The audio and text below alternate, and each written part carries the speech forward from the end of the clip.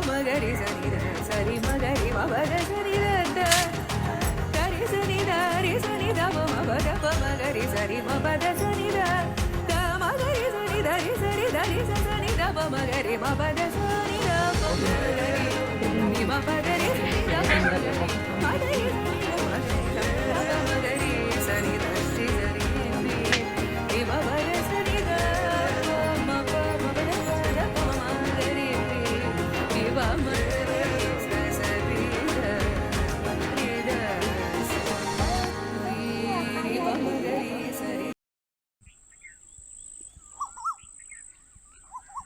എല്ലാവരെയും കേശുവിൻ്റെ വൃന്ദാവനത്തിലേക്ക് വീണ്ടും സ്വാഗതം ചെയ്യുന്നു. അപ്പോൾ അതാ നിങ്ങൾ ചോദിച്ചതിനുള്ള മറുപടിയാണ്.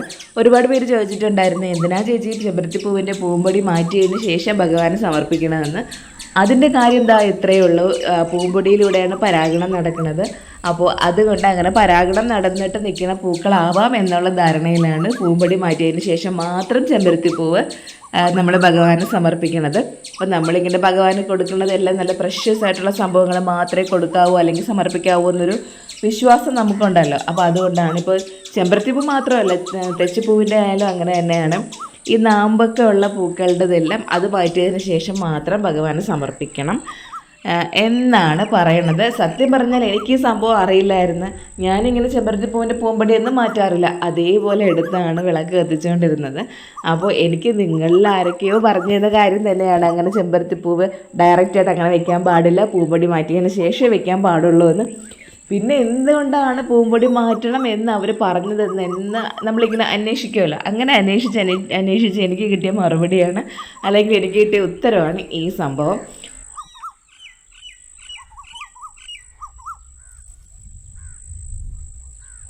അങ്ങനെ വിളക്കൊക്കെ ഒരുക്കി കത്തിച്ചിട്ടതായാലും ജവാദ് പൗഡർ ഒന്ന് തളിക്കുന്നുണ്ട്. അപ്പോൾ ഞാനിപ്പോൾ കൂടുതലും നമ്മുടെ വീടിൻ്റെ ആ ഫ്രണ്ട് ഭാഗത്താണ് കുറച്ചധികമായിട്ട് തളിക്കുന്നത്. നല്ല മണമാണെന്ന് ഞാൻ പറയേണ്ട കാര്യമില്ലല്ലോ. അപ്പോൾ നിങ്ങളൊക്കെ ഒരുപാട് പേര് ജവാദ് പൗഡർ വാങ്ങിയിട്ട് നല്ലതാണ് ചേച്ചി, നല്ല മണമുണ്ടെന്നൊക്കെ എനിക്ക് കമൻറ്റ് ഇട്ടപ്പം ഒരുപാട് സന്തോഷം. അങ്ങനെ ഇതാ തിരിച്ച് അടുക്കളയിലോട്ട് വന്നിട്ടുണ്ട്. അപ്പോൾ ഇന്ന് എന്ത് കാപ്പി ഉണ്ടാക്കുമെന്ന് ആലോചിച്ച സമയത്ത് നാളെ എന്തായാലും പുട്ട വയ്ക്കാം എന്ന് വിചാരിച്ചപ്പോഴേക്ക് അമ്മ എന്ത് ചെയ്തെന്ന് വെച്ചാൽ രാത്രി തന്നെ കുറച്ച് പച്ചരി എടുത്ത് കുതിർക്കാനായിട്ട് വെള്ളത്തിട്ട് വെച്ചിട്ടുണ്ടായിരുന്നു. അപ്പോൾ ഇന്ന് രാവിലെ ഞാൻ എഴുന്നേറ്റ് വന്ന ഉടനെ ചെയ്ത സംഭവം ആ പച്ചരി ഒന്ന് കഴുകി ഊറ്റി വെച്ചിരിക്കുകയാണ്. അപ്പോൾ കുറച്ച് സമയം ഇരുന്നാൽ മാത്രമല്ലേ അതൊന്ന് വെള്ളമൊക്കെ വാർന്ന് പോയിട്ടിരിക്കുകയുള്ളൂ. അപ്പോൾ എൻ്റെ ഈ വിളക്ക് കത്തിക്കലും ബാക്കി കലാപരിപാടികളൊക്കെ കഴിഞ്ഞ് വരുമ്പോഴേക്ക് ആ അരി അവിടെ സെറ്റായിട്ടിരിക്കും. അതുപോലെ അരി സെറ്റായിട്ട് ഇരിപ്പുണ്ട്. ഇനി അതിനൊന്ന് പൊടിച്ചെടുത്താൽ മാത്രം മതി.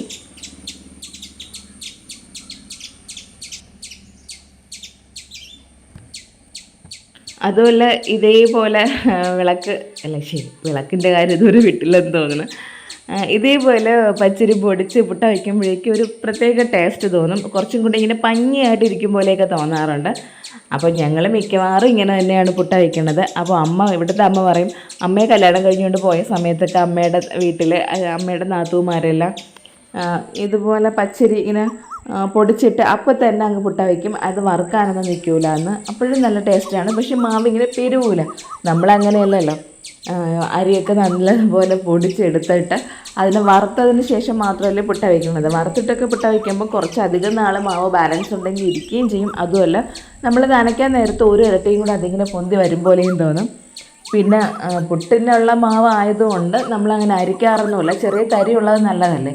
അപ്പോൾ ഇപ്പോൾ അപ്പത്തിനെ വേറെ എന്തിനെങ്കിലും ആണ് അല്ലെങ്കിൽ ഇടിയപ്പത്തിനൊക്കെയാണ് ഇങ്ങനെ മാവ് എടുക്കണമെന്നുണ്ടെങ്കിൽ അതൊന്ന് അരിച്ചതിന് ശേഷം മാത്രമേ എടുക്കാനായിട്ട് പറ്റുള്ളൂ.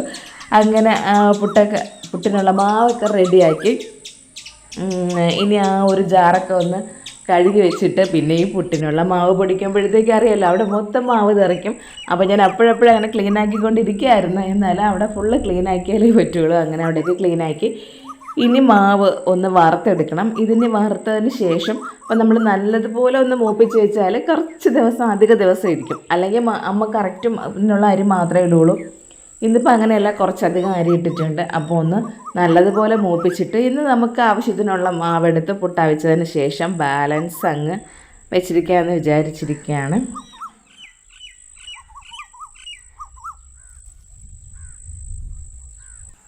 പിന്നെയും ഇതിനുള്ള കറി ഉണ്ടാക്കണമല്ല. അപ്പോൾ ഇന്നലെ രാത്രി ചേട്ടൻ വന്നപ്പോഴേക്ക് പൊറോട്ടയും BDF വാങ്ങിക്കൊണ്ട് വന്നായിരുന്നു. അപ്പോൾ ഇന്നലെ രാത്രി അതൊക്കെ കഴിച്ചല്ലോ.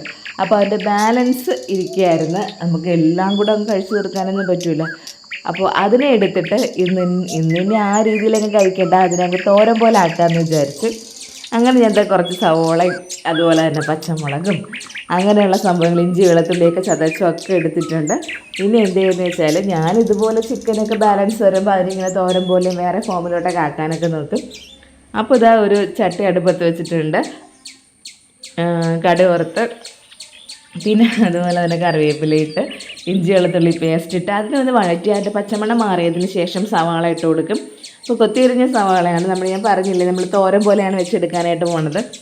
അപ്പോൾ ആ സംഭവം കൂടെ ഇട്ട് കൊടുത്തിട്ട് നല്ലതുപോലെ ഒന്ന് വഴറ്റിയെടുക്കണം.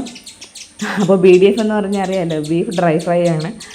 അങ്ങനെ ഇന്നലെ രാത്രി നമ്മൾ 1-2 പൊറോട്ടയും അതുമൊക്കെ ആയിട്ട് കഴിച്ച്, പിന്നെ BDF ഉണ്ടായിരുന്നു, അതുപോലെ തന്നെ അതിൻ്റെ ബീഫ് പെരട്ടും ഉണ്ടായിരുന്നു. അപ്പോൾ അതുകൊണ്ട് ഇത് കൂടുതൽ ചിലവായില്ല. അങ്ങനെ ഇനി അതിനെ ഒന്ന് രൂപം മാറ്റി ഇന്ന് എടുക്കാമെന്ന് വിചാരിച്ചിട്ടാണ് ഇതുപോലെ ചെയ്യണത്. അപ്പം നമുക്കിതുപോലെ ചിക്കനൊക്കെ ബാലൻസ് വരുമ്പം ഇങ്ങനെ ഒന്നെങ്കിലും തോരനാക്കി എടുക്കാം, അല്ലെങ്കിൽ അതിന് വേറെ ഫോമിലോട്ടൊക്കെ ആക്കി എടുക്കാം. നമ്മൾ എങ്ങനെ എടുത്താലും അതിനൊരു പ്രത്യേക രുചി കാണും.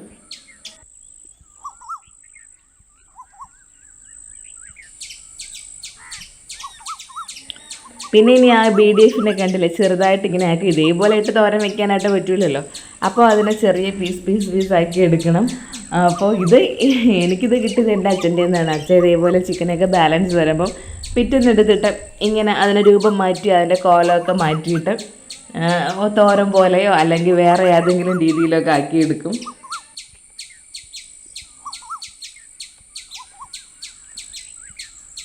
ഇതിനെ റെഡി ആയിക്കൊണ്ടിരുന്നപ്പോഴേക്കും അവിടെ സവാള ഏകദേശം റെഡി ആയിട്ടുണ്ട്. ഇനി അതിലേക്ക് തേങ്ങാപ്പിരിയും കൂടി ഇട്ട് കൊടുത്ത് നല്ലതുപോലെ ഇളക്കിയെടുക്കണം.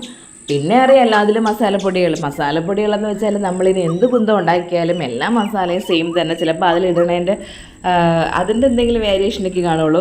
അപ്പോൾ അതാ മുളക് പൊടി, മല്ലിപ്പൊടി, മഞ്ഞൾപ്പൊടി, എല്ലാ സംഭവങ്ങളും. ഞാൻ മല്ലിപ്പൊടി ഇട്ട് കൊടുത്താന്ന് ഓർമ്മയില്ല. ഇനി ഇത് കണ്ടാലേ എനിക്ക് ഓർമ്മ വരുള്ളൂ. മഞ്ഞൾപ്പൊടി ഇട്ട് കൊടുത്ത്, കുറച്ച് മല്ലിപ്പൊടി ഇട്ട് കൊടുത്ത്, മുളക് പൊടി ഇട്ട് കൊടുത്ത്, പിന്നെ കുരുമുളക് പൊടി ഇട്ട് കൊടുത്ത്, ഇത്രയും സംഭവങ്ങളിട്ട് നല്ലതുപോലെ ഇതിനെ ഇളക്കിയെടുക്കണം.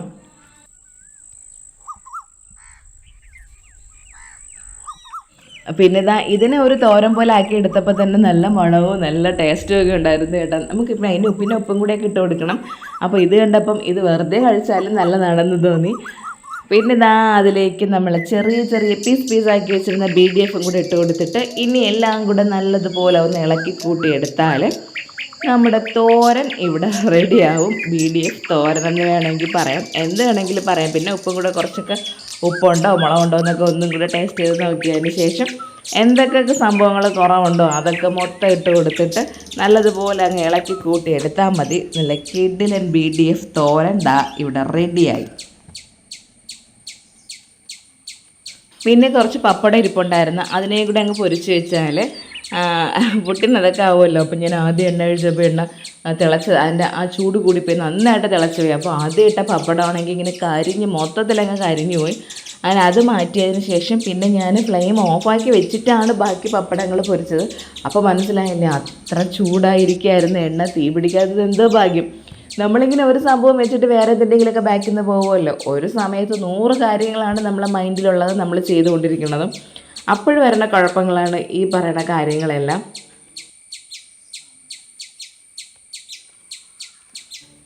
അങ്ങനെ പപ്പടമൊക്കെ പൊരിച്ച് വെച്ചിട്ട് അവിടെ അരി അമ്മ വാർത്ത് വെച്ചിരിക്കുകയായിരുന്നു, ചോറ് വെന്തിട്ടുള്ളത്. അപ്പോൾ അതിനെ എടുത്ത് നമ്മളിങ്ങനെ വീണ്ടും നമ്മൾ പൊരിക്കണം എന്ന് പറയും, അരി ഒന്ന് പൊരിച്ചിറക്കി വയ്ക്കുമെന്ന് പറയും. കാരണം അതിൽ ബാലൻസ് എന്തെങ്കിലും വെള്ളം നനവൊക്കെ നിന്നാൽ നമ്മൾ ഇതേപോലെ ഒന്ന് അടുപ്പത്ത് വെച്ചിട്ട് ഇങ്ങനെ കുടഞ്ഞ് എടുക്കുമല്ലോ. അല്ലെന്നുണ്ടെങ്കിൽ പെട്ടെന്ന് അത് ചളിക്കും കുറച്ച് നനവൊക്കെ ഇരുന്നാൽ.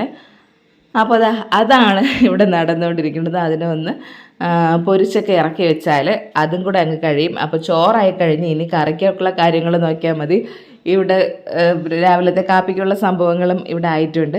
ഞാൻ എപ്പോഴും പറയാറുള്ളത് പോലെ നമ്മൾ എല്ലാ കാര്യങ്ങളും ഒരുമിച്ചങ്ങ് ചെയ്തുകൊണ്ടിരിക്കും. അല്ലാതെ കാപ്പി ഉണ്ടാക്കി മാറ്റി പിന്നെ അതിനുശേഷം മാത്രം ചോറും കറികളും വെക്കാം, അങ്ങനെയുള്ള കാര്യങ്ങളൊന്നുമില്ല. എന്തൊക്കെ ഇടയ്ക്കിടയ്ക്ക് ചെയ്യാൻ പറ്റും അതെല്ലാം റെഡി ആയിക്കൊണ്ടിരിക്കും. അപ്പോൾ പുട്ടും നമ്മുടെ തോരനും പപ്പടവും ആയ സമയത്ത് തന്നെ ഇവിടെ ചോറും റെഡി ആയി കിട്ടിയില്ലേ.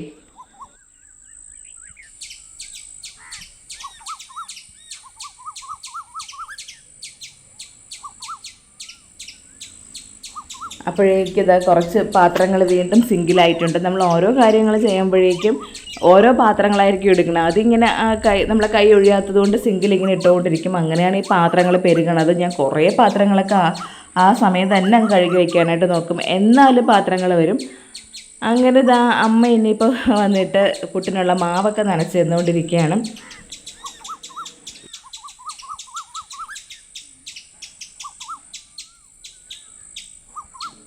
ഞാൻ നേരത്തെ പറഞ്ഞ പുട്ടും എല്ലാം റെഡിയായിരുന്നു. പുട്ട് ബാക്കി തോരനൊക്കെ വെച്ചിട്ടേ ഉണ്ടായിരുന്നുള്ളൂ. പുട്ട് കുറച്ചും കൂടെ താമസിച്ചിട്ട് ഉണ്ടാക്കാമെന്ന് വിചാരിച്ച്. കുറച്ചും കൂടെ താമസിച്ചെന്ന് പറഞ്ഞാൽ നമ്മൾ കാപ്പി കുടിക്കാറാവണ സമയത്ത് അപ്പോഴേക്കും നല്ല ചൂടായിട്ട് തന്നെ ഇരിക്കുമല്ലോ. കാസറോള് തന്നെയാണ് വെക്കണത് എന്നാലും.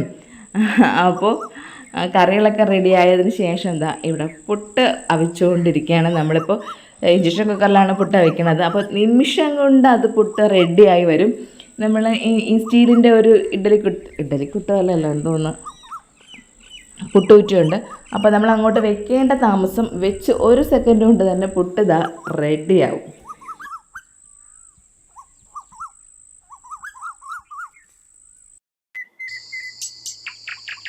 പിന്നെ അതുപോലെ തന്നെ ചിരട്ടപ്പുട്ടിൻ്റെ ആ ഒരു അതുണ്ടായിരുന്നു, ആ ഒരു സംഭവം ഉണ്ടായിരുന്നു. അതിപ്പോൾ എന്തൊക്കെയോ കംപ്ലൈൻ്റ് ആയിട്ടിരിക്കുകയായിരുന്നു. പിന്നീട് മറ്റേ ഒറിജിനൽ ചിരട്ട എടുത്തിട്ട് അതിൽ പുട്ട വയ്ക്കുമായിരുന്നു. അങ്ങനെ കുറേ കാര്യങ്ങളൊക്കെ നിരീക്ഷിച്ചൊക്കെ നോക്കും. എന്താണ് നമുക്ക് കൈവാക്കുന്നത് സക്സസ് എന്ന് അറിയാൻ പറ്റില്ലല്ലോ. എനിക്കിപ്പോഴും ഞാൻ ആ ചിരട്ടയിൽ നിന്ന് റെഡിയാക്കി ആ ഹോളൊക്കെ ഇട്ടെടുത്തതുകൊണ്ട്. അപ്പോൾ ചില സമയത്ത് എന്തോ പറ്റുമെന്ന് പറഞ്ഞാൽ വലിയ ചിരട്ടയാണ്, നമ്മളിങ്ങനെ കുക്കറിൽ വെക്കുന്ന സമയത്ത് അത് ഒരു വശം കൊണ്ട് ചരിഞ്ഞു, അങ്ങനെ ഒരു പ്രശ്നമുണ്ട്. അപ്പോൾ കുറേ നാളൊക്കെ അതിൽ പുട്ട വെച്ച്. പക്ഷേ ചേട്ടന് ഇവിടെ ചിരട്ടപ്പുട്ട് ഉണ്ടാക്കണ അത്ര ഇഷ്ടമല്ല, ഇങ്ങനെ ഉണ്ടാക്കണതാണ് കൂടുതൽ ഇഷ്ടം. അപ്പോൾ പറയും ഇത് കണ്ടാലല്ലേ പുട്ടിന് പുട്ടാണെന്ന് തോന്നുള്ളൂ പറയും. ഒരു കണക്കിന് അത് ശരിയാണ്. നമ്മൾ പുട്ടിനെ ഈ രൂപത്തിൽ കണ്ടാൽ മാത്രമേ നമുക്കൊരു സമാധാനമുള്ളൂ. ബാക്കി എല്ലാ സംഭവങ്ങളും എല്ലാം ഓക്കെ ആണെങ്കിലും ചില ആൾക്കാരെ നമുക്ക് അവരായിട്ട് തന്നെ കാണണം. അവർ വേറെ രീതിയിലോട്ട് മാറിയാലും നമുക്ക് ഒട്ടും ഇഷ്ടപ്പെടില്ല. അതുപോലെ തന്നെയാണ് പുട്ടിൻ്റെ കാര്യവും. അപ്പോൾ ഇനിയും തേങ്ങ വേണമായിരുന്നു. അങ്ങനെ നന്ദു ഉണ്ടായിരുന്നു, അവളിത് കുറച്ച് തേങ്ങയൊക്കെ തിരികെ തരാണ്. അങ്ങനെ എല്ലാ സംഭവങ്ങളും ഇവിടെ റെഡിയായി. ഇനി കാപ്പി കുടിക്കണം. പിന്നെ തലേ ദിവസം വാങ്ങിച്ചുകൊണ്ട് വന്ന ബൊറോട്ടയും ബാലൻസ് ഉണ്ടായിരുന്നു. അപ്പോൾ നമ്മൾ എന്ത് ചെയ്യുന്നത് വെച്ചാൽ അതിന് ഇതുപോലെയാണ് ചൂടാക്കി എടുക്കുന്നത്. ഇങ്ങനെ കുട്ടുകുറ്റിയിൽ വയ്ക്കും. അല്ലെന്നുണ്ടെങ്കിൽ ഇഡ്ഡലി കുട്ടത്തിനകത്ത് വെച്ചിട്ട് ഇഡ്ഡലി തട്ടിൽ വെച്ചിട്ട് ഇതേപോലെ ഒന്ന് ആവി കയറ്റി എടുക്കും. നമ്മളല്ലാണ്ട് ഇതിനെ ചൂടാക്കാനായിട്ട് വീണ്ടും ദോശക്കല്ലിലേക്ക് ഇട്ട് ചൂടാക്കി വെച്ചാൽ ഇതിങ്ങനെ മരം പോലെ ആവും. ഇതാകുമ്പോൾ അങ്ങനെയല്ല, നല്ല പഞ്ഞി പോലെ തന്നെ കിട്ടും.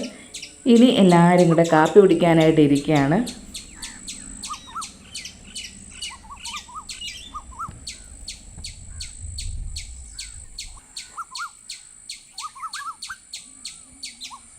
കേശു പുട്ട് കഴിക്കാറില്ല. പിന്നെ ഇന്നലത്തെ ബൊറോട്ട കേശുവിന് കൊടുക്കാം. ബൊറോട്ടയൊക്കെ ആണെങ്കിൽ പെട്ടെന്ന് അങ്ങ് തിന്നോളും. പിന്നെ നമ്മൾ ഈ പറയുമ്പോൾ എല്ലാ ദിവസമൊന്നും വാങ്ങി കൊടുക്കാറില്ല. അപ്പോൾ അതുകൊണ്ട് മോനായിട്ട് നന്ദുവിന് ഒരു ബൊറോട്ട എടുത്ത് പിന്നെ മോനായിട്ടൊരു ബൊറോട്ടയും കൂടെ അവിടെ വെച്ചിരിക്കുകയാണ്. എനിക്കിപ്പോൾ വേണ്ടമ്മേ കുറച്ചും കൂടെ കഴിയട്ടെന്ന് പറഞ്ഞിട്ട് ആളിതാ എൻ്റെ പുറകെ തന്നെ ഉണ്ട്, എൻ്റെ ബാക്കിൽ സെറ്റ് ചെയ്തിരിക്കുകയാണ്. അപ്പോൾ ആളിപ്പോൾ പാലൊക്കെ കുടിച്ചതേ ഉള്ളൂ. അപ്പോൾ അതുകൊണ്ട് വിശപ്പായില്ല.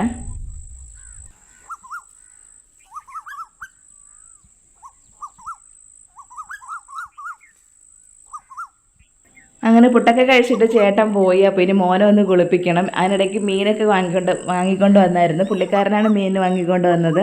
കൊഴിയാള മീനാണ് കിട്ടിയത്. അപ്പോൾ അമ്മ അവിടെ മീൻ കട്ട് ചെയ്തുകൊണ്ടിരിക്കുകയാണ്. അപ്പോഴേക്കും ഞാൻ ഇദ്ദേഹത്തെ ഇവിടെ കുളിപ്പിക്കുകയാണ്. ഇനിയിപ്പോൾ അംഗൻവാടിയിലാക്കണം.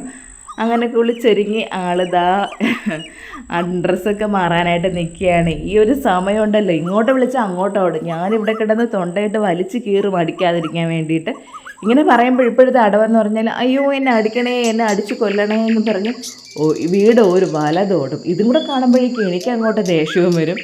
ഇതൊക്കെയാണ്. പിന്നെ അംഗൻവാടിയിൽ പോകുമ്പോഴേക്കും അങ്ങ് പാവം തോന്നി, എന്തോ ഭയങ്കര വിഷമമാണ്.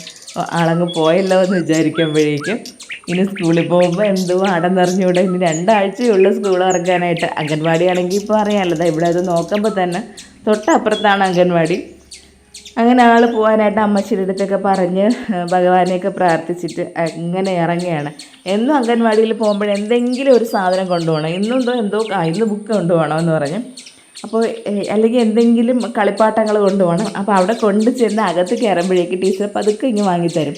ഇല്ലെങ്കിൽ അറിയാലോ, എല്ലാ വീരന്മാരാണ് അവിടെ ഉള്ളത്. അതിനുവേണ്ടി മോൻ കൊടുക്കുമോ? അവർ അപ്പോൾ എല്ലാം ഒരേ പ്രായം പിള്ളേരല്ലേ, അപ്പോഴേക്കും അവർ വാങ്ങാനായിട്ട് നോക്കും. അപ്പോൾ വേറെ ആരെങ്കിലും കൊണ്ടുവന്നാലും കേശുവിൻ്റെ കാര്യവും അങ്ങനെ തന്നെ. അപ്പോൾ അവിടുത്തെ സംഘർഷം ഒഴിവാക്കാനായിട്ട് ടീച്ചർ ചെല്ലുമ്പോൾ തന്നെ ആ പതുക്കെ അതിങ്ങ് വാങ്ങിയിട്ട് എൻ്റെ കയ്യിൽ തിരിച്ച് തന്നെ വിടാറാണ് പതിവ്.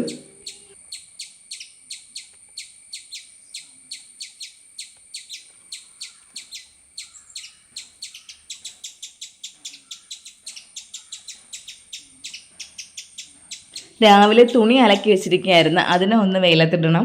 നമ്മുടെ ഇവിടെ ടെറസിൻ്റെ മുകളിൽ അന്നുണ്ടായിരുന്ന ആശയുണ്ടല്ലോ, അത് അഴിച്ചിട്ടിട്ട് ഇതുവരെ ആ മനുഷ്യൻ എനിക്ക് കിട്ടിത്തന്നില്ല. മോൻ്റെ ബർത്ത്ഡേ തന്നെ അഴിച്ചതാണ് മുകളിലത്തെ ആശ. അപ്പോൾ ഇപ്പോൾ വീണ്ടും ഇവിടുത്തെ ഈ ആശ തന്നെയാണ് നമുക്ക് ആശ്രയം. പിന്നെ അന്ന് ഇതുപോലെ ഞാൻ എന്തോ അശ എന്ന് പറഞ്ഞപ്പോഴേക്കും ആരോ അശയോ അയല്ലേ എന്ന് പറഞ്ഞു. ഞങ്ങളുടെ നാട്ടിൽ അശ എന്നാണ് പറയാറ്. അപ്പോൾ ഞാൻ പറയണതെല്ലാം നമ്മുടെ നാട്ടിലെ ഭാഷയാണ്. അങ്ങനെ രാവിലെ നല്ല വെയിലൊക്കെ ഉണ്ടായിരുന്നു. ഉച്ചയ്ക്ക് ശേഷം ഇനി മഴ പെയ്യോ അല്ലെങ്കിൽ മഴ ചാറോ ഒന്നും അറിയാൻ വയ്യ. ഡ്രസ്സെല്ലാം കൊണ്ട് എല്ലാം അവിടെ വിരിച്ചായിരുന്നു.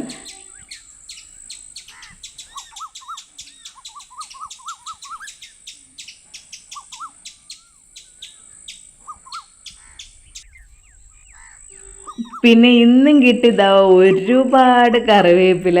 ഇപ്പം തന്നെ നമ്മുടെ ഫ്രിഡ്ജിനകത്ത് കറിവേപ്പില സ്റ്റോക്കാണ്, എല്ലാത്തിലും ഇങ്ങനെ അടച്ചടച്ച് വെച്ചിട്ട്. എന്നാലും കറിവേപ്പില ആരെങ്കിലും ഇതുപോലെ കൊണ്ടുവന്നാലും ഭയങ്കര ആവേശമാണ് വാങ്ങിക്കാനായിട്ട്. കാണുമ്പോൾ എന്ത് സന്തോഷമാണെന്നറിയാമോ. അങ്ങനെ അമ്മ അവിടെ മീനെല്ലാം കട്ട് ചെയ്ത് റെഡിയാക്കി വെച്ചിട്ടുണ്ടായിരുന്നു. അതിനിടയ്ക്ക് അമ്മ അത് അരപ്പരച്ചു കൊടുത്ത് ഇനി മീൻ വെച്ചാൽ മതി. പിന്നെ നമ്മുടെ ചീര എത്രാമത്തെ വിളവെടുപ്പെന്ന് ഇപ്പോൾ എനിക്ക് ഓർമ്മയില്ല, അങ്ങ് ഇഷ്ടം പോലെ നിപ്പുണ്ട്. അങ്ങനെ തോരൻ വെക്കാമെന്ന് വിചാരിച്ചിട്ട് ചീരയും കൂടെ കട്ട് ചെയ്തെടുക്കുകയാണ്. ഞാൻ എപ്പോഴും പറയും പോലെ നല്ല രസമാണ് നമ്മുടെ വീട്ടിൽ നിന്ന് ഇങ്ങനെ കട്ട് ചെയ്തെടുത്ത് അതിനരിഞ്ഞ് തോരൻ വെക്കുമ്പോൾ. നമ്മളിങ്ങനെ ചന്തയിൽ നിന്നൊക്കെ വാങ്ങിക്കൊണ്ട് വരുമ്പോഴേക്കും ഇങ്ങനെ ചീര പോലെ വാടിക്കിടക്കുമെന്ന് തന്നെ നമുക്കൊരു പ്രയോഗമില്ല. അതിങ്ങനെ വാടിക്കുഴഞ്ഞാണല്ലോ കിടക്കുന്നത്, അതിൻ്റെ തണ്ടും അങ്ങനെ തന്നെ വാടിപ്പോവും. പക്ഷേ ഇത് നമ്മൾ ഇങ്ങനെ കട്ട് ചെയ്യാൻ നേരത്തൊക്കെ നല്ല രസമാണ്, നല്ല സ്മാർട്ടായിട്ട് നിൽക്കും പോലെ തോന്നും. പിന്നെ നമ്മൾ ചന്തയിൽ നിന്ന് വാങ്ങണ ചീര അല്ല ഇത്, അത് കുറച്ചും കൂടെ വേറെയാണ്. അത് ഭയങ്കര നീളമാണല്ലോ. ഇത് നമ്മുടെ സാധാ നാടൻ ചീരയാണ്.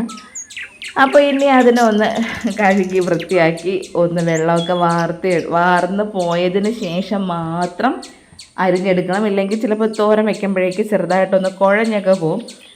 അങ്ങനെ ഇന്ന് കൊഴിയാള മീനും ചീര തോരനും ഇനി എന്തെങ്കിലും വേണമല്ലോ എന്നിങ്ങനെ ആലോചിച്ചുകൊണ്ടിരിക്കുകയാണ്.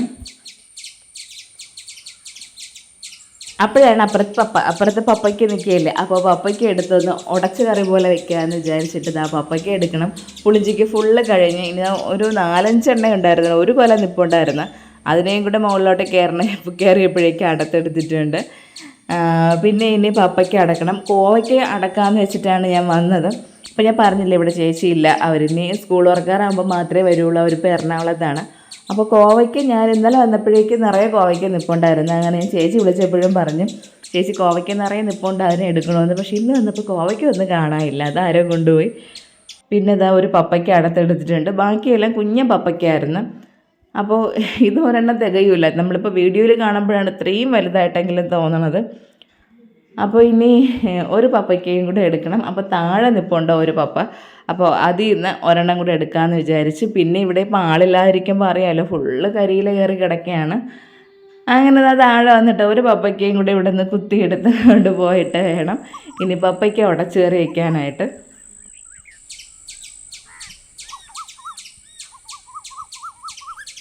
ഒത്തിരി പാടാണ് ഈ പപ്പയ്ക്ക് ഇതേപോലെ കുത്തി ഇളക്കി ഇടാനായിട്ട്. ഇങ്ങനെ നിറഞ്ഞ് തിങ്ങി ഞെരുങ്ങി നിൽക്കുമ്പോഴേക്കും നമ്മളിങ്ങനെ കുത്തിയാലും പപ്പയ്ക്ക് വീഴൂല. നമ്മൾ വിചാരിക്കുന്നിടത്തായിരിക്കില്ല നമ്മൾ തോട്ടയിട്ട് പിടിക്കുന്നത്. അങ്ങനെ പപ്പയ്ക്ക് കടത്തോണ്ട് വന്നപ്പോഴേക്കും ഇവിടെ മീൻകറി തിളച്ചിട്ടുണ്ടായിരുന്നു. അതിനുശേഷം ഇനി ചീരത്തോരൻ വെക്കാനായിട്ട് ഇത് ചീര ഒന്ന് കട്ട് ചെയ്തെടുക്കണം. പിന്നെ ഒരു വിഷമം, നമ്മൾ ആ പച്ചച്ചീരയില്ലേ, ഞാൻ എപ്പോഴും പറയില്ലേ, എപ്പോഴും ഒരാഴ്ച ആകുമ്പോഴേക്കും നിറച്ചില അതിൽ നിന്ന് കിട്ടുമെന്ന്. അതിൻ്റെ ആയുസ് കഴിഞ്ഞെന്നാണ് തോന്നുന്നത്. അതങ്ങ് വാടിപ്പോയി, അതങ്ങ് അഴുകിയതുപോലെ ആയിപ്പോയി. നല്ലതായിരുന്നു, എന്ത് പറയാനായിട്ട്. ഞാൻ വിചാരിച്ച് കുറേ നാളെങ്കിലും നിൽക്കുമായിരുന്നെന്ന്. പിന്നെ മുന്നേ നമുക്കിവിടെ താഴെ ഈ ഒരു നഴ്സറി ഉണ്ടായിരുന്ന ചെടികൾ, അവിടെ നിന്ന് ഒരു വർഷം ചീരയെന്ന് പറഞ്ഞ് ഒരു ചീരയ്ക്ക് 20 രൂപ വെച്ചിട്ട് നമുക്ക് വാങ്ങാൻ കിട്ടുമായിരുന്നു. അത് ഒരു വർഷം വരെ നിൽക്കും. ആ ചീരയുടെ പ്രത്യേകത എന്താണെന്ന് വെച്ചാൽ ആ ചീരയിൽ പൂ വരില്ല. അപ്പോൾ ഇതൊക്കെ ഇപ്പോഴേ പൂത്ത്, അങ്ങനെയാണ് പെട്ടെന്നൊക്കെ എല്ലാം കട്ട് ചെയ്തെടുത്തത്. അതിന് പൂ വരെയില്ല. അപ്പം നമുക്ക് അതിൽ നിന്ന് ഇങ്ങനെ ഈ അതിൻ്റെ ശിഖരങ്ങൾ ഇങ്ങനെ കട്ട് ചെയ്ത് തോരൻ വെച്ചുകൊണ്ടേ ഇരിക്കാം. അമ്മ അപ്പോഴേക്കും ഇതാ കറിവേപ്പില ഓരോ ടിന്നുകളിലേക്ക് മാറ്റി തുടങ്ങി. അപ്പോൾ എത്ര കിട്ടിയാലും നമുക്ക് ഈ ഒരു സംഭവം കിട്ടിയാലും ആര് കൊണ്ടുവന്നാലും നമ്മൾ വേണ്ട എന്ന് പറയേയില്ല. ഇങ്ങനെ വാങ്ങിച്ച് ടിന്നുകളിൽ സ്റ്റോർ ചെയ്ത് ഫ്രിഡ്ജിനകത്ത് വെച്ചിരിക്കും. ഒന്നാമത്തെ കാര്യം ഫ്രഷായിട്ട് ഇത്രയും ഒരു വിഷവും ഇല്ലാതിരുന്ന കറിവേപ്പില നമ്മൾ കളയും. ഏറ്റവും കൂടുതൽ വിഷം തിളച്ച് വരുന്ന കറിവേപ്പിലയിലാണെന്നൊക്കെയാണ് കേട്ടിട്ടുള്ളത്.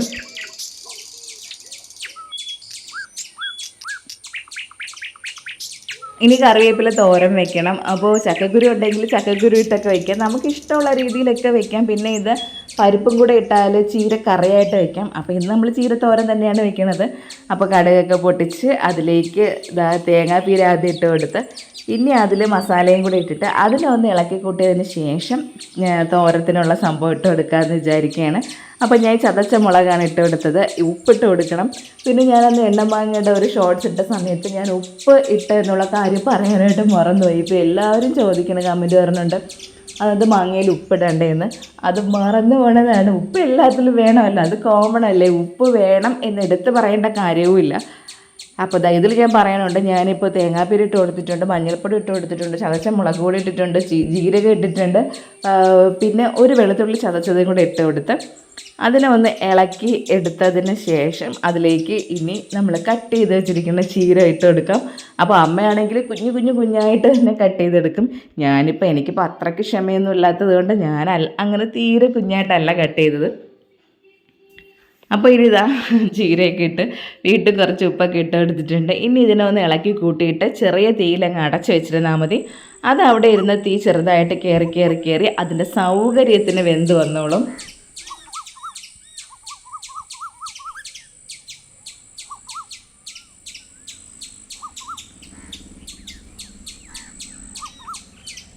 ഇനി പപ്പയ്ക്ക് റെഡിയാക്കണമല്ലോ. അപ്പോൾ പപ്പയ്ക്ക് കട്ട് ചെയ്തതും ഒരു പപ്പയ്ക്കയിൽ ഇതാ നന്നായിട്ട് കളറടിച്ച്. അപ്പോൾ ഇനി കുറച്ച് ദിവസം കൂടെ നിന്നെങ്കിൽ അത് പഴുക്കുമായിരുന്നു എന്നാണ് തോന്നണത്. അങ്ങനെ ഈ പപ്പയ്ക്കയിലൊക്കെ തന്നെ കുറേ വെറൈറ്റികളുണ്ടല്ലോ. അതാ ഇതിനകത്ത് കുരു ഉണ്ടായിരുന്നു. അപ്പോൾ കുറച്ചൊക്കെ കഴിച്ച് പപ്പയ്ക്ക് ആ ഒരു കുറച്ച് ഭാഗം അങ്ങ് കഴിച്ച്. അപ്പോൾ ഭയങ്കര മധുരമൊന്നുമില്ല, എന്നാലും ചെറിയ മധുരമുണ്ട്. അപ്പോൾ 2 പപ്പയ്ക്ക വേണം. ഇന്നിപ്പോൾ ഇവിടെ ആൾക്കാർ കൂടുതലുണ്ട്, നാത്തൂമാരൊക്കെ ഇന്ന് വരണുണ്ട്. അപ്പോൾ അതുകൊണ്ട് 2 പപ്പയ്ക്ക എടുത്തിട്ടുണ്ട്. അല്ലെങ്കിൽ എനിക്കും അമ്മയ്ക്കും മാത്രം, ചേട്ടന് മാത്രമാണെങ്കിൽ 1 പപ്പയ്ക്കയുടെ ആവശ്യം ഉണ്ടായിരുന്നുള്ളൂ. അങ്ങനെ അടുത്ത പപ്പയ്ക്ക തോലൊക്കെ ചെത്തിക്കളഞ്ഞ് കട്ട് ചെയ്തപ്പോഴേക്കും കണ്ടില്ലേ ഒരൊറ്റ കുരു അതിനകത്തില്ല. ഇനി അതിനെ ചെറുതായിട്ടൊന്ന് കട്ട് ചെയ്തെടുത്ത് കുക്കറിൽ വെച്ച് വേവിച്ചെടുക്കണം. പക്ഷെ ഭയങ്കര ടേസ്റ്റാണ് കേട്ടോ. നമ്മൾ എരിശ്ശേരിയൊക്കെ കിട്ടൂലേ, അതുപോലെയൊക്കെ തന്നെ ഇരിക്കും. അപ്പോൾ ഇങ്ങനെ ചെറിയ പീസാക്കി കട്ട് ചെയ്തിട്ടിട്ട് കുക്കറിൽ വെച്ച് ഒരു 4-5 വിസിൽ പോകണം. പപ്പയ്ക്ക് കുറച്ച് സമയം എടുക്കും വേവാനായിട്ട്. പിന്നെ ഇതിനിടയ്ക്ക് വെച്ചിട്ട് എനിക്ക് ചേട്ടൻ്റെ കോൾ വന്ന് നീ റെഡി ആയില്ലേ എന്ന് ചോദിച്ചുകൊണ്ട് അപ്പോൾ ഇനി കടയിലോട്ട് പോകണം. അപ്പോൾ പപ്പയ്ക്കയും കൂടെ അടുപ്പത്താക്കി അതിനുള്ളതും കൂടെ അരച്ചും കൂടെ വെച്ചിട്ട് അമ്മേനെ ഏൽപ്പിച്ചിട്ട് പോകാമെന്ന് വിചാരിച്ച്. അങ്ങനെ ഇതാ ചീര തോരൻ അവിടെ തീ കുറച്ച് വെച്ചിട്ട് അവിടെ ഇരിക്കുകയില്ല. അപ്പോൾ ഇളക്കിളക്കിയല്ല ഇടയ്ക്കിടയ്ക്ക് അതിനൊന്ന് ഇളക്കി കൊടുക്കണം. അങ്ങനെ ഈ സംഭവം അടുപ്പത്തും ആക്കി വെച്ചിട്ടുണ്ട്.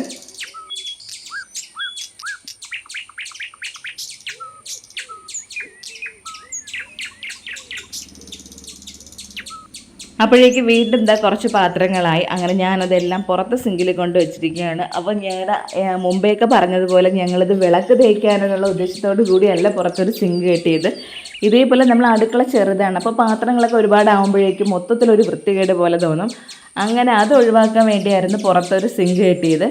പിന്നീട് കുറച്ച് ദിവസമൊക്കെ പാത്രങ്ങളൊക്കെ കഴുകിയിട്ട് ഞാൻ പിന്നെ അതിനെ അങ്ങ് ഇതുപോലെ ആക്കി വിളക്ക് തേക്കാനുള്ള സംഭവമാക്കി മാറ്റിക്കൊണ്ടിരിക്കുകയായിരുന്നു. ഇപ്പോഴുള്ള പ്രശ്നമെന്ന് വെച്ചാൽ മിക്കവാറും ദിവസങ്ങളിൽ വെള്ളം കാണില്ല. അപ്പോൾ പിന്നെ ടാങ്കിലെ വെള്ളത്തിലൊക്കെ കഴുകേണ്ടി വരും. അപ്പോഴും മിക്കവാറും പുറത്തൊക്കെ കൊണ്ടിട്ടാണ് കഴുകണത്. അങ്ങനെ വിചാരിച്ച് എന്തിനാണ് വെറുതെ, അതുമല്ല ഒരുപാടൊക്കെ ടാങ്കിലോട്ട് വെള്ളം പോയാലും ബുദ്ധിമുട്ടാണ്. നമ്മൾ ഈ പാത്രമൊക്കെ കഴുകുന്ന വെള്ളങ്ങളെല്ലാം ആ ഒരു ടാങ്കിലല്ലേ പോണത്. അപ്പോൾ ഞാനിപ്പോൾ എന്ത് ചെയ്യുന്നത് വെച്ചാൽ വെള്ളം ഏറ്റുപിടിച്ച് ഇതിലൊക്കെ കൊണ്ട് ഒഴിച്ചു കൊടുക്കും. അതുമല്ല ഈ വെള്ളമില്ലാത്ത സാഹചര്യത്തിൽ നമുക്കിപ്പോൾ ആ ഒരു അവിടെ ഞാൻ ചെറിയ രീതിയിലാണെങ്കിലും ചീരകൃഷിയും മുളകും അതും ഇതുമൊക്കെ ഉണ്ട്. അപ്പോൾ അതിനുള്ള വെള്ളം കണ്ടെത്തണം. അപ്പോൾ അതുകൊണ്ട് വിചാരിച്ച് വേണ്ട, ഇനി ഇതിനെ പഴയതുപോലെ തന്നെ കൺവേർട്ട് ചെയ്തിട്ട് നമ്മുടെ പാത്രം കഴുകാനുള്ള സിങ്ക് തന്നെ ആക്കി മാറ്റും. വിളക്ക് നമുക്ക് അതിൽ താഴെ കൊണ്ട് വെച്ചിട്ടായിരുന്നാലും കഴുകാമല്ലോ. അങ്ങനെ പാത്രങ്ങളെല്ലാം പറക്കി വെളിയിൽ കൊണ്ടിട്ടതാ കഴുകിക്കൊണ്ടിരിക്കുകയാണ്. പാത്രങ്ങളെല്ലാം അവിടെ നിന്ന് മാറ്റുമ്പോൾ തന്നെ അടുക്കള നല്ല വൃത്തിയായതുപോലെ തോന്നും. അങ്ങനെ ഞാൻ അവിടെ കഴുകി നമ്മുടെ തുണി സ്റ്റാൻഡ് ഉണ്ടല്ലോ അതിലിങ്ങനെ കമിഴ്ത്തി വെച്ചിരിക്കുകയാണ്.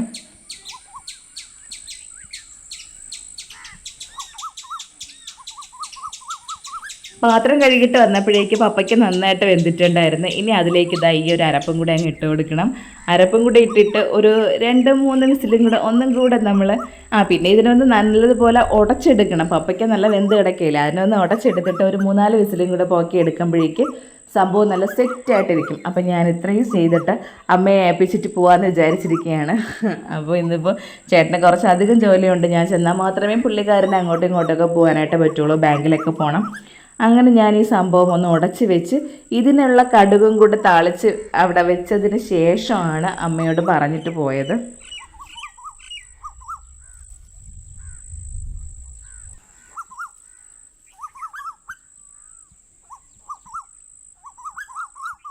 പിന്നെ കടയിലേക്ക് പോയി ഒരു 3:30 മണിയായി തിരിച്ച് വന്നപ്പോഴേക്ക് ഞങ്ങൾ വന്നപ്പോഴേക്ക് നാത്തൂനൊക്കെ വന്നിട്ടുണ്ടായിരുന്നു. ഇളയ നാത്തൂനാണ്. നന്ദു ഇന്നലെ ഉണ്ടായിരുന്നു. അനന്തവും ഇളയ നാത്തൂൻ്റെ കൂടെ കടയ്ക്കലായിരുന്നു. അങ്ങനെ അവരെല്ലാവരും ഇന്നാണ് തിരിച്ചു വന്നത്. അപ്പോൾ ചേച്ചി വന്നപ്പോഴേക്കും അവിടെ നിന്ന് മാങ്ങ കൊണ്ടുവന്ന്. അപ്പോൾ ഞങ്ങൾക്ക് ഇവിടെ അമ്മയ്ക്കും മോനും മാങ്ങയെന്ന് പറഞ്ഞാലും ഞങ്ങൾ ഉയിര് കളയും. അപ്പോൾ നമ്മളെപ്പോലെ അത്രയും മാങ്ങയോടുള്ള ഒരു ഇഷ്ടം വേറെ ആർക്കുമില്ല. പിന്നെ നമ്മൾ കഴിഞ്ഞാൽ പിന്നെ അടുത്ത ആൾ നന്ദുവാണ്. ബാക്കി എല്ലാവർക്കും മാങ്ങ കണ്ടാൽ കഴിക്കും എന്ന് മാത്രമേ ഉള്ളൂ. പക്ഷേ എനിക്കറിഞ്ഞൂടെ, എനിക്ക് അത്രയ്ക്ക് ജീവനാണ്. അതിൻ്റെ അപ്പുറമാണ് ഇപ്പോൾ കേശുവിൻ്റെ കാര്യവും. അങ്ങനെ ഞങ്ങൾ അവിടെ ഇരുന്ന് മാങ്ങ വിശാലമായിട്ട് കഴിച്ചുകൊണ്ടിരിക്കുകയാണ്. അനന്തു എന്ന് വെച്ചാൽ ഒരു പീസ് മാങ്ങ പോലും അവൻ എടുക്കില്ല. അവൻ ഒരു ഫ്രൂട്ട്സ് ഐറ്റവും അവൻ കഴിക്കാറില്ല.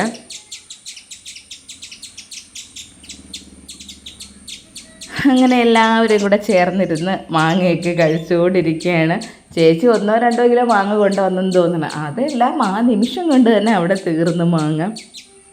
കടയിലൊക്കെ പോകുമ്പോഴേക്കും അവിടെ ഇങ്ങനെ മാങ്ങ ഇരിക്കുന്ന കാണുമ്പോഴേക്കും എനിക്ക് പിന്നെ അയ്യോ അതൊക്കെ വാങ്ങിക്കണതിൽ ഒരു സമാധാനം കാണുമല്ലോ. ഞാൻ ആ മനുഷ്യൻ്റെ അടുത്ത് മാങ്ങ വാങ്ങിക്കാമെന്ന് പറഞ്ഞാൽ കേൾക്കുകയില്ല. അപ്പോൾ പറയും എവിടെന്നെങ്കിലും വീട്ടിൽ നിന്ന് കിട്ടണമെങ്കിൽ മാത്രം വാങ്ങിച്ചാൽ മതി, ചന്തയിൽ നിന്ന് കൊണ്ടുവരണം, അത്രയും വിഷം അടിച്ചതായിരിക്കും, അങ്ങനെ കുത്തിവെച്ച് പഴുപ്പിച്ചതായിരിക്കും എന്നൊക്കെ പറഞ്ഞിട്ട് എന്നെ ഇപ്പോൾ വാങ്ങിക്കാനേ സമ്മതിക്കൂല.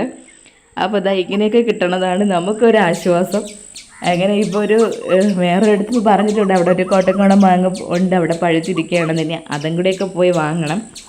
അങ്ങനെ എല്ലാവരും കൂടെ അവിടെ ഇരുന്ന് അമ്മ ഇങ്ങനെ ചെത്തിയൊക്കെ എടുക്കണമെന്നുണ്ടെങ്കിൽ അമ്മ അധികം ഒന്നും കഴിക്കാറില്ല. അമ്മയ്ക്കും ഇഷ്ടമാണ്, ഞാൻ പറഞ്ഞില്ലേ ഇവിടെ എല്ലാവർക്കും മാങ്ങ ഇഷ്ടമാണ്, അല്ലാണ്ട് ഇങ്ങനെ ഒരു ആക്രാന്തമൊന്നുമില്ല മാങ്ങയോട്.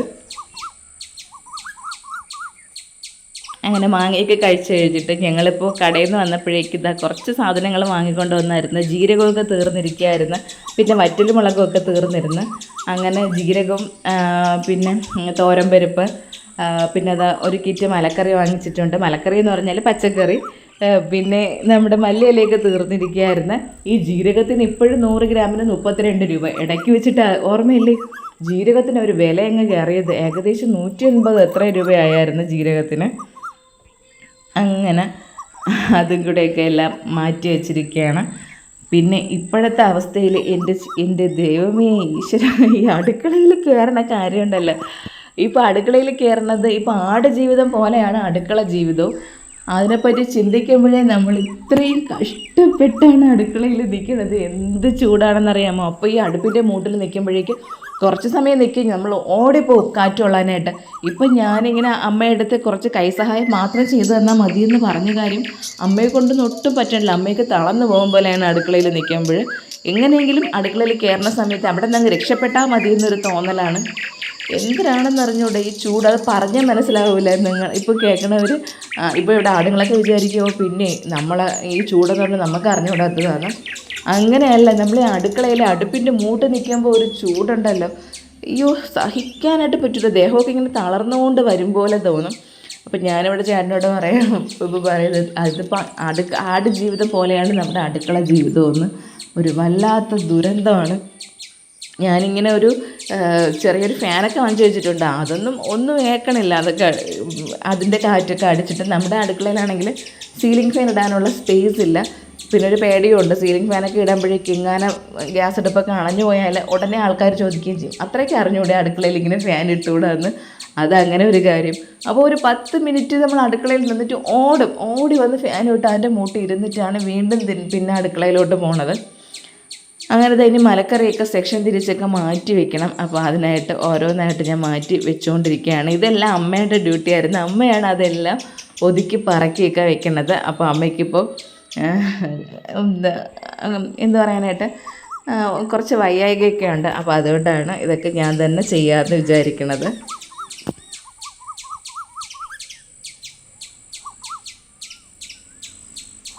അപ്പോൾ അമ്മ എങ്ങനെയാണോ ഒതുക്കി വെക്കണത് അതുപോലെ തന്നെ ഞാനും ഒതുക്കി വെക്കാനായിട്ട് ശ്രമിക്കണം. ഇല്ലെങ്കിൽ അമ്മയ്ക്ക് ഇഷ്ടപ്പെടില്ല. അമ്മ ഉടനെ നീ ഇതെന്തോന്നാണ് ഇങ്ങനെ വെച്ചിരിക്കുന്നത് പെണ്ണേന്ന് ചോദിക്കും. അപ്പോൾ അതുകൊണ്ട് ഞാനിങ്ങനെ എല്ലാം അമ്മ എങ്ങനെ വെച്ചിരിക്കുകയാണ് അതേപോലെ ഒതുക്കി പറക്കി എല്ലാം കുറച്ചൊക്കെ കവറിലാക്കി കുറേ സംഭവങ്ങളൊക്കെ അമ്മ ഇങ്ങനെ വൃത്തിയാക്കിയതിന് ശേഷമായിരിക്കും ഇത് പച്ചക്കറി എടുത്ത് ഫ്രിഡ്ജ് വെച്ചിരിക്കുന്നത്. പിന്നെ ഇനി മല്ലിയില എന്തെന്ന് വെച്ചാൽ കഴുകിയിട്ട് വെച്ചാൽ പറ്റില്ല, പെട്ടെന്ന് അഴുകിപ്പോവും. അപ്പോൾ മല്ലിയില ചെറുതായിട്ട് കട്ട് ചെയ്ത് ടിന്നിനകത്താക്കി അതും അങ്ങ് അടച്ചു വയ്ക്കണം. എന്നാൽ മാത്രമേ കുറച്ചധികം ദിവസം ഇരിക്കുകയുള്ളൂ.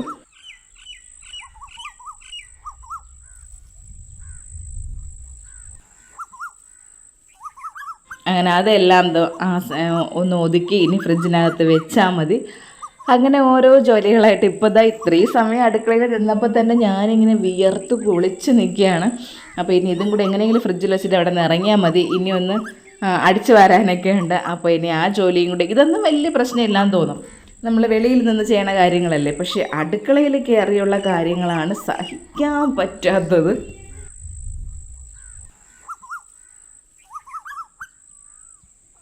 അപ്പോൾ വൈകുന്നേരം ആയില്ലേ, ഇനിയിപ്പം ചായയൊക്കെ ഇടണം. അതാണ് ഇനി അടുത്ത ജോലി. പിന്നെ ഇനി വിളക്കൊക്കെ ഒന്ന് കത്തിക്കണം. അങ്ങനെ ജോലികൾ നമുക്കിങ്ങനെ ഓരോ ജോലി തീരുമ്പോഴേക്കും അടുത്ത ജോലികൾ ഇങ്ങനെ വന്നുകൊണ്ടിരിക്കുമല്ലോ. അതുകൊണ്ട് നമുക്കിങ്ങനെ വിശ്രമം എന്നൊരു കാര്യം ഇല്ല. നമുക്കിങ്ങനെ ജോലികൾ ഇങ്ങനെ വന്നുകൊണ്ടിരിക്കും. ഒരു വീടല്ലേ, അപ്പോൾ ഇവിടെ ഒരുപാട് ജോലികൾ കാണും. അതിങ്ങനെ ഒരു കണക്കിന് നമ്മളിങ്ങനെ ചെയ്തുകൊണ്ട് എല്ലാത്തിലും ഇങ്ങനെ ബിസി ആയിട്ട് നടക്കുന്നതാണ് എപ്പോഴും നല്ലത്. എനിക്ക് അതാണ് ഇഷ്ടം. എപ്പോഴും ഇങ്ങനെ ബിസി ആയിട്ടിരിക്കണം, ഒന്നും ആലോചിക്കാനായിട്ട് വയ്യ. ഒരു കാര്യങ്ങൾ നമ്മൾ എന്തെങ്കിലും കാര്യങ്ങൾ നമ്മുടെ മനസ്സിൽ കയറി കഴിഞ്ഞാൽ പിന്നെ അയ്യോ ആ ഒരു വിഷമം പോലെയൊക്കെ തോന്നും.